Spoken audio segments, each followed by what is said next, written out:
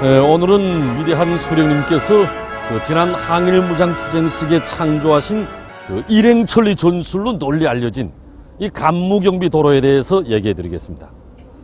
이 간무경비도로는 일제가 1939년에 조선인민혁명군의 국내 진출을 막아보겠다고 건설해 놓은 오늘의 량강도 갑산군과 그리고 함경북도 무산군을 연결하는 이런 도로였습니다.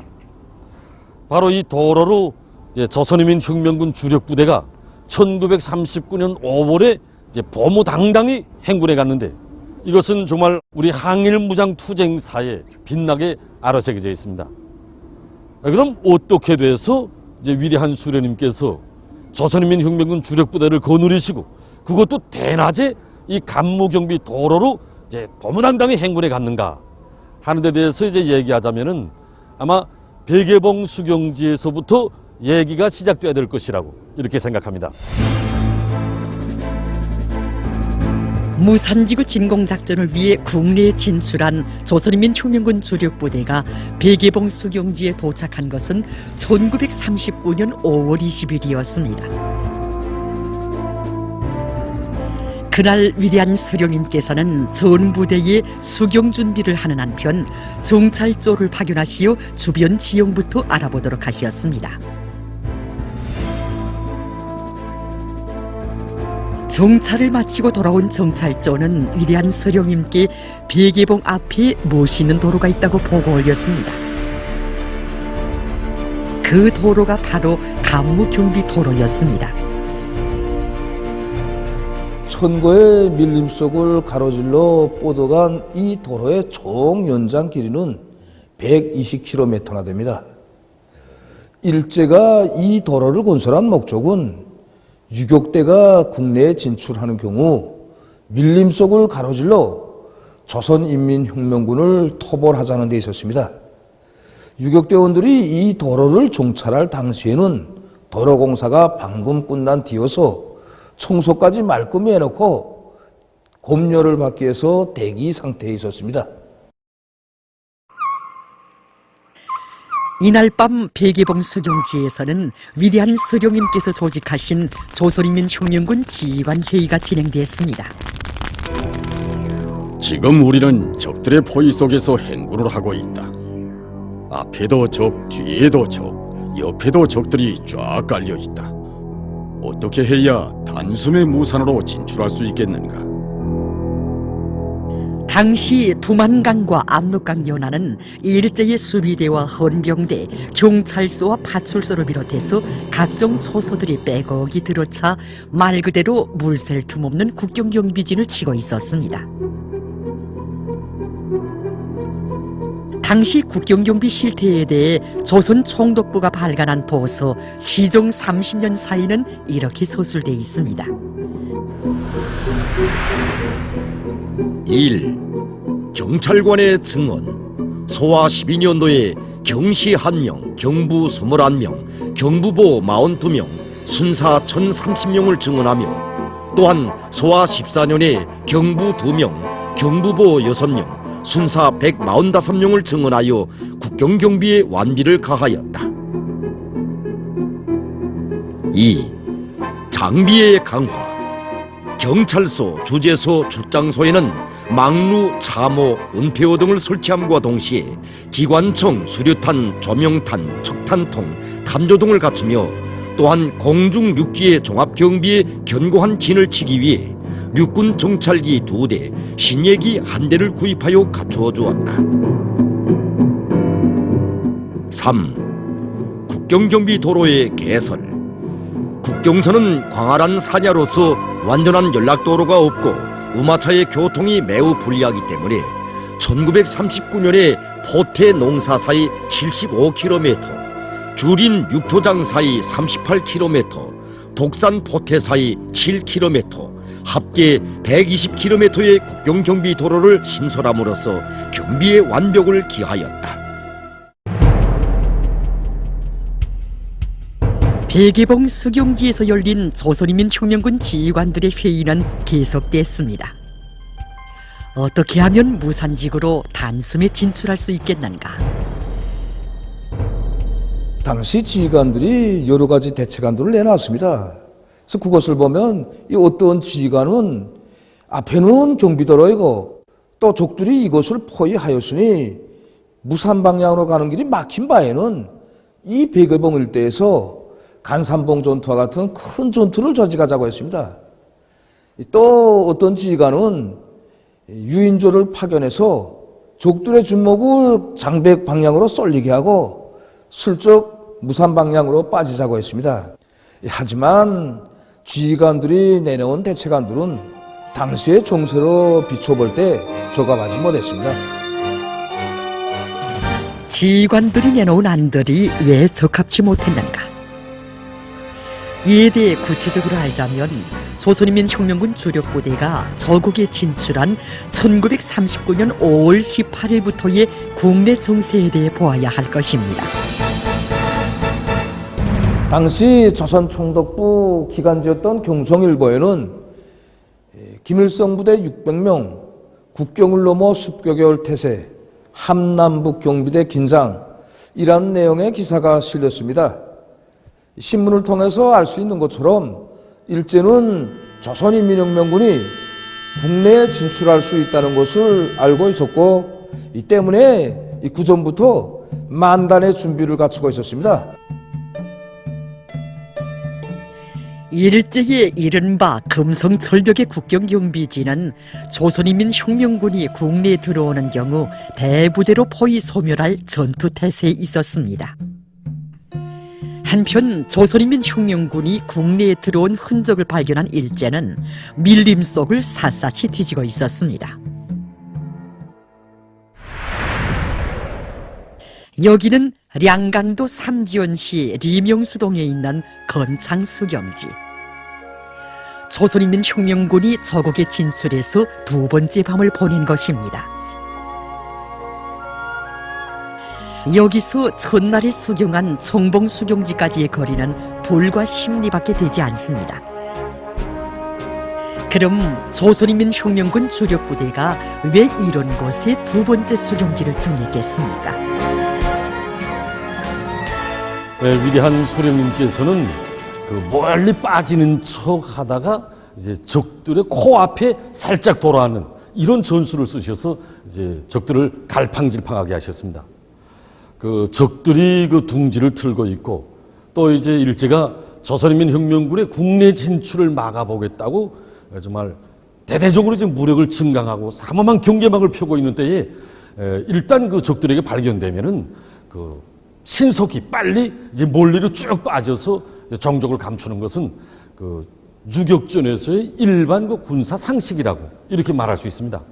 하지만 위대한 수령님께서는 그 일제 놈들이 정말 꿈에도 상상하지 못하게 생각지도 못하는 정말 그 코앞에서 두 번째 수경을 하도록 하심으로써 적들에게 다시 한번 골탕을 먹이시었습니다. 한편 그 일제는 그 조선인민혁명군에 대한 포위 수색 작전을 대대적으로 벌이는 한편 그 사방에다가 밀정들을 이제 파견해 가지고 항일 유격대의 그 행적을 찾기 위해서 정말 피눈이 돼서 날뛰었습니다.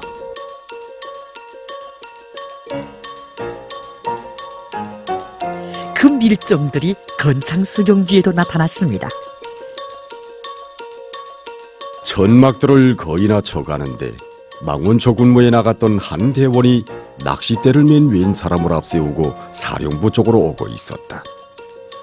인적이 드문 깊은 곳에 낚싯대를 가지고 오슬렁거리다가 망원초에 단속되었다니 묻지 않아도 짐작할 수 있는 일이었다. 건창 일대에는 낚시질을 할 만한 곳이 별로 없었다. 망원초 군무에 나갔던 대원들의 말에 의하면 2명의 낚시꾼들의 거동이 수상하여 그들을 붙잡아 문초하려고 하니 한 놈은 그만 도망치는 바람에 놓치고 한 놈만 붙잡았는데 그 놈의 몸에서는 권총까지 나왔다는 것이었다. 놓쳐버린 이 한 놈의 밀정은 불피코 적들에게 수경지의 위치를 알릴 것이다. 하다면 빨리 수경지를 옮겨야 한다. 이것은 너무나도 당연한 이치였습니다. 하지만 위대한 수령님께서 그때 그 취하신 조치는 정말 대범하고 비범한 이런 전술적 조치였습니다. 위대한 수령님께서는 이제 한개 서부대를 퍼테리 방향으로 진출시켜서 이제 습격 전투를 진행하도록 하시고, 다른 한개 서부대는 이제 발자국 자리를 많이 내면서 다시 압록강을 건너가도록 하셨습니다. 그래서 적들로 하여금 정말 조선인민혁명군 주력 부대가 다시 압록강을 건너서 장백의 수림 속으로 종족을 감춘 것으로 이렇게 알도록 전술을 세우셨습니다. 19일 오전 7시 반경 백두산 및 밀림지대에서 민호와 한북경찰부 고등과장이 지휘하는 한북토벌대는 200여 명의 김일성의 주력 부대와 만나 현재 격렬히 싸우는 중이다. 이 작전은 조선인민혁명군의 행처를 안개 속에 감추듯 해서 적들이 갈팡질팡하게 하는 유인 전술이었습니다. 다음 날 새벽 위대한 수령님께서는 건창을 떠나 베개봉에서 수경하도록 하셨습니다. 놓쳐버린 이 한 놈의 밀정의 그 밀고를 듣고 적들의 토벌 무력이 이 건창 수경지에 도착했을 때는 이미 행차된 나발이었습니다. 그것은 조선인민혁명군 부대가 이미 베개봉 수경지로 위치를 옮긴 뒤였기 때문이었습니다. 정말 적들은 위대한 수령님께서 이렇게 연속적으로 같은 전술을 쓰리라고는 생각지도 못했습니다. 한 것은 우리가 백두산지구 혁명전적지 답사를 통해서 다 잘 알고 있는 것처럼 건창 수경지에서부터 베개봉 수경지까지의 거리는 십리도 되나마난 이런 거리입니다. 바로 이렇게 짧은 거리에서 조선인민혁명군 주력 부대가 또다시 수경하리라고는 적들로서는 정말 꿈에도 상상 못할 이런 일이었습니다. 하지만 베개봉 일대에 대한 적들의 포위 수색은 시간상 문제였습니다. 만일 오랜 시간 베개봉 일대에 머무르게 되면 흔적을 발견한 적들의 대무력이 여기로 집결될 것은 불보듯 명백했습니다. 그렇게 되면 포위에 들 수 있었습니다. 이처럼 베개봉 수경지에서 열린 조선인민혁명군 지휘관들의 회의에서 지휘관들이 내놓은 안들은 조성된 당시의 정황에 비추어 볼 때 무산직으로 한달음에 빠져나갈 수 있는 묘안이 아니었습니다. 바로 이때 위대한 수령님께서 한 가지 방안을 내놓으셨습니다. 적들이 방금 닦아놓고 준공검사를 받기 위해 기다리고 있는 간무경비 도로를 따라 대낮에 행군에서 쭉 빠져나가자는 것이었습니다.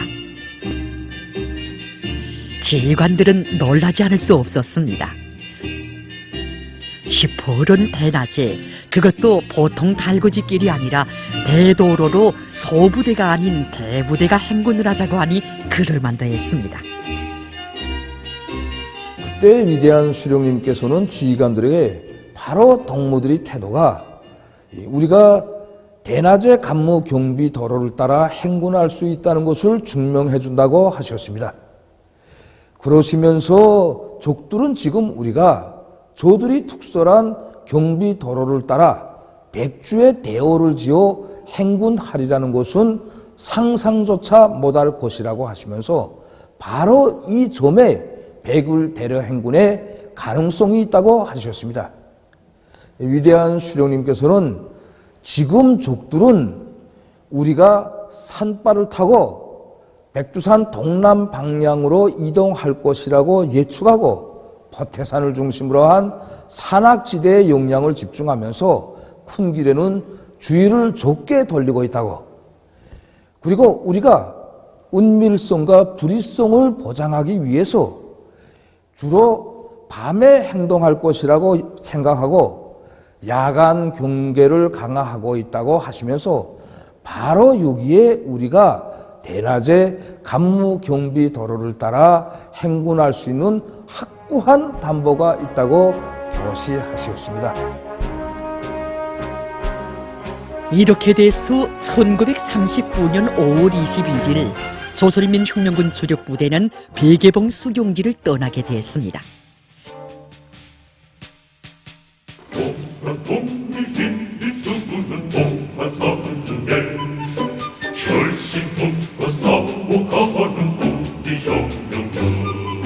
손짓만도 모두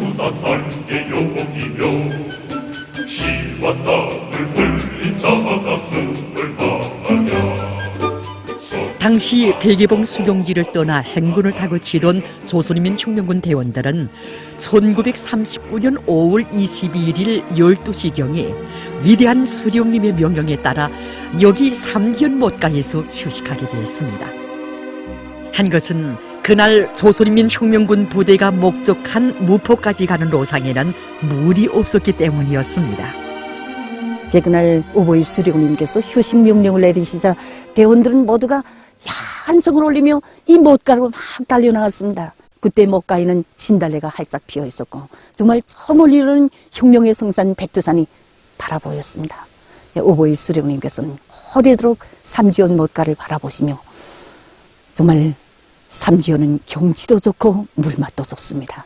이 물을 양껏 마시고 힘껏 저국을 해방하자고 뜨겁게 말씀하셨습니다. 바로 이때 항일의 요성용이신 김종숙 어머님께서 그 목가에 맑은 물을 종이 떠서 위대한 수령님께 올리셨습니다. 그때 여대원들이 사령관 동지께 사령관 동지 여기에 그냥 초막을 짓고 눌러앉아 살고 싶은 심정입니다. 이렇게 말씀드렸습니다. 위대한 수령님께서는 이제 일제놈들을 몰아내고 꼭 나라를 되찾고 여기에 인민의 문화 휴양지를 꾸리자고 말씀하셨습니다.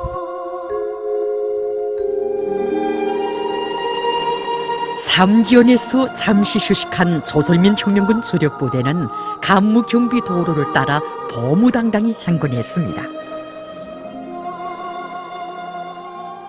간무경비 도로를 힘있게 디디며 일행천리 행군에 참가했던 나는 이 글에서 그때 심장으로 느낀 대원들과 인민에 대한 사령관 동지의 뜨겁고도 깊은 사랑에 대하여 적으려고 한다.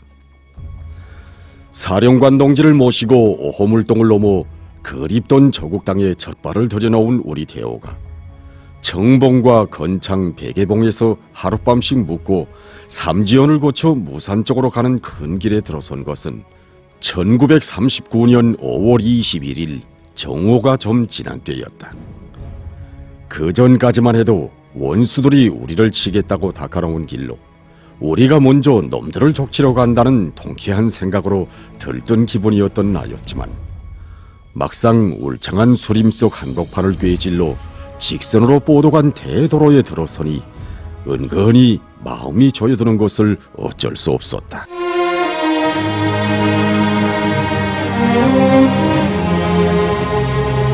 결코 순탄한 길이 아니었습니다. 간무경비 도로에 줄지어 늘어선 외놈들의 초소들마다 이는 위험이 도사리고 있었습니다. 하지만 이 길을 가야 신음하는 우리 인민을 한시라도 구원할 수 있기에 저국 광복의 그날을 하루빨리 앞당겨 올 수 있기에 가지 않으면 안 되는 아슬아슬한 길이었습니다. 조선인민 혁명군 주력부대는 높은 행군 속도를 보장해서 100리에 달하는 간무경비 도로를 통과해서 1939년 5월 21일 해질역에는 무포에 도착했습니다. 무포 수경지에서 조선인민 혁명군 대원들은 행군 과정에 해진 신발들을 수리하며 간무경비 도로를 통쾌하게 통과한 데 대해 자랑스럽게 얘기들을 했습니다.